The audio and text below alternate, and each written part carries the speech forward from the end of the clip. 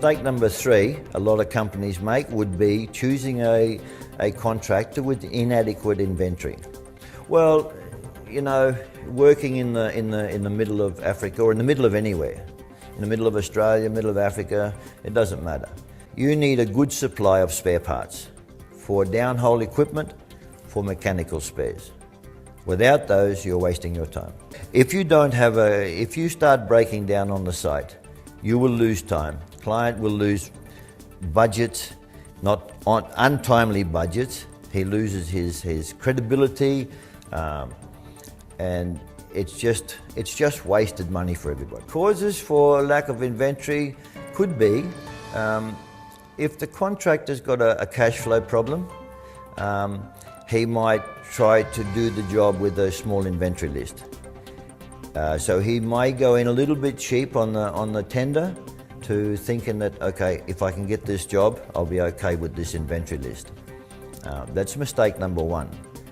The cheapest quote is not necessarily the best quote for the client, for the company, because it's costly. I mean, downtime is costly for everybody, especially the company.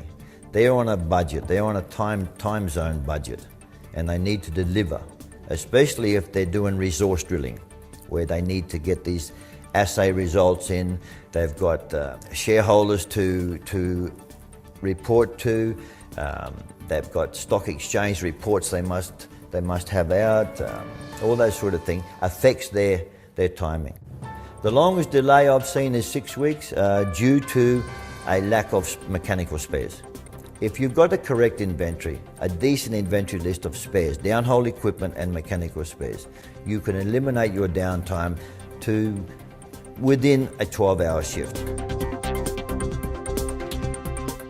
A good inventory list should involve lots of downhole diamond drilling equipment, drill bits, reamer shells, core barrels, that sort of thing.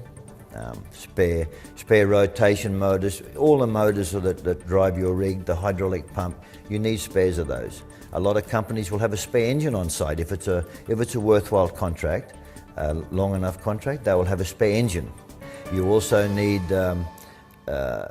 lots of chemicals. You need a big inventory of chemicals for drilling, because without chemicals you get ground that's not easy drilling. You get a lot of water loss, a lot of cavities. You need chemicals to clean this and drill good.